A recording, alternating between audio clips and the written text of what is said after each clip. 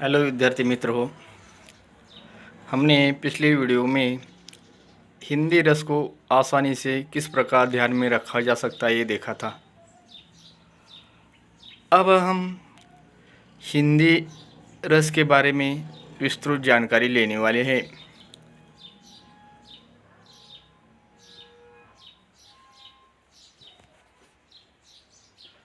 हिंदी में रसों को काव्य का आत्मा माना है। आचार्य विश्वनाथ ने रस की परिभाषा इस प्रकार की है: वाक्य रसात्मक काव्यम, अर्थात रसात्मक वाक्य ही काव्य हैं। जो वाक्य रसपूर्ण होता है वही काव्य है, ऐसा कहा गया है।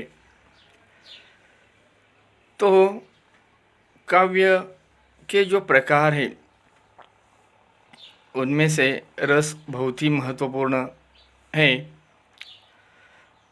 तो कुल मिलाकर 11 रसों का हमने अध्ययन किया है। 11वीं कक्षा में जो रस थे वह 12वीं कक्षा में नहीं है। अब 12वीं कक्षा में हम जो रस पढ़ने जा रहे हैं उसके बारे में हम देखेंगे। तो रसों में विभाव, अनुभाव, व्यभिचारी या संचारी भाव और स्थायी भाव रस के अंग है, और इन अंगों के अर्थात तत्वों के सहयोग से रस की निष्पत्ति होती है।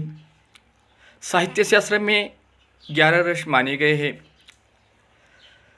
तो उस रसों में रस और उनके स्थायी भाव हम देखेंगे।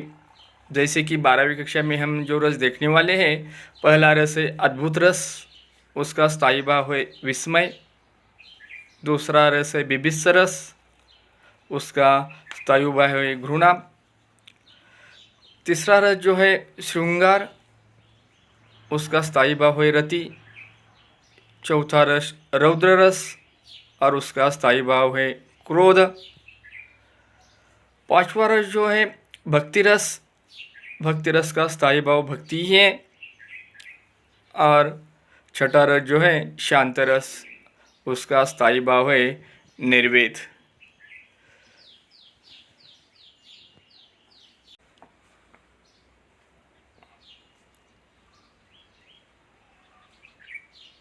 अब हम उसके उदाहरण देखेंगे।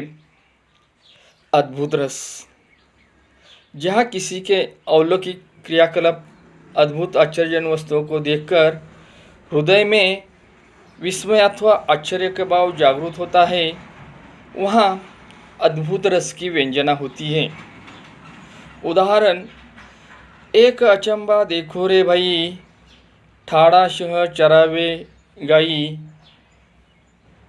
पहले पुत पाछे माई, चेला गुरु के लागे पाई। तो यह हमने अद्भुत रस का उदाहरण देख लिया है। उसके बाद हम देखेंगे श्रृंगार रस, जहाँ नायक नायिका अथवा स्त्री पुरुष की प्रेम पूर्ण चेष्टाओं, क्रियाकलापों का श्रृंगारिक वर्णन होता है, वहाँ श्रृंगार रस की व्यंजना होती है।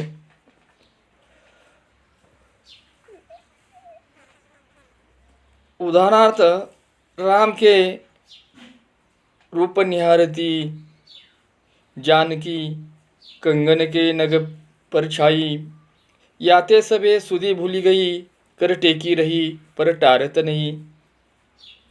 या दूसरा उदाहरण हम देख सकते हैं। कहत नटत रिझत खिजत, मिलत खिलत लजियात, भरे बहुन में करते हैं नैनुन ही सौ बात।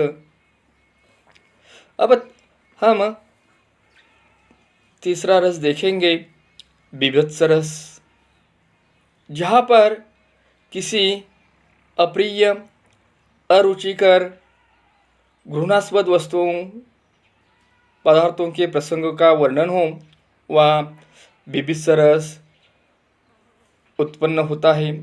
उदाहरणार्थ, सिर पर बैठो काग, आखी दो खात, खिंचई जिबई सिया रहती आनंद, धर ओरा धारत गिद्ध जांग के मांस खोदी खोदी खात उचारत है। इस प्रकार उसका ये उदाहरण है।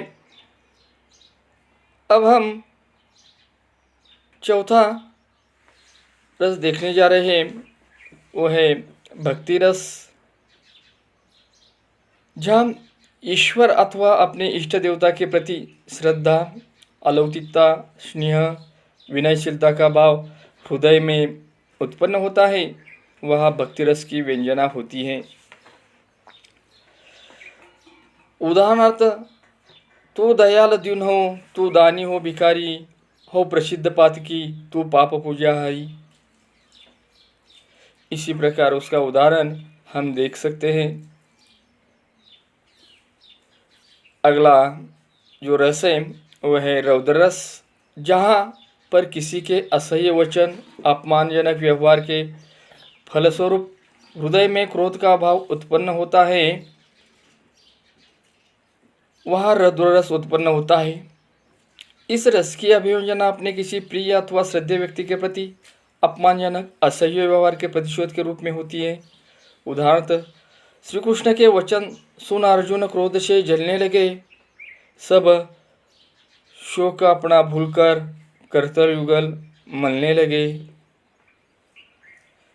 अब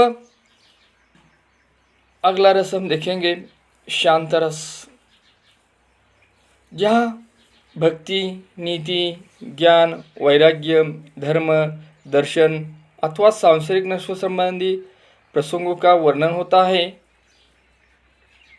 वहाँ शांत रस उत्पन्न होता है।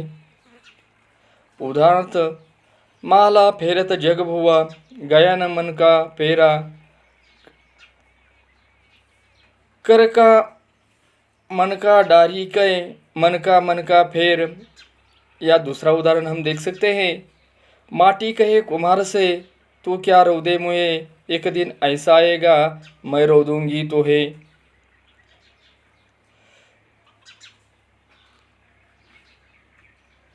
तो इसी प्रकार रस के जो भाव है, विभाव है और स्थायी भाव हमने देख लिए हैं, और इससे हम आसानी से रस को समझ जाएंगे। स्थायी भाव हमने देख लिए हैं और इससे हम आसानी से रस को समझ जाएंगे।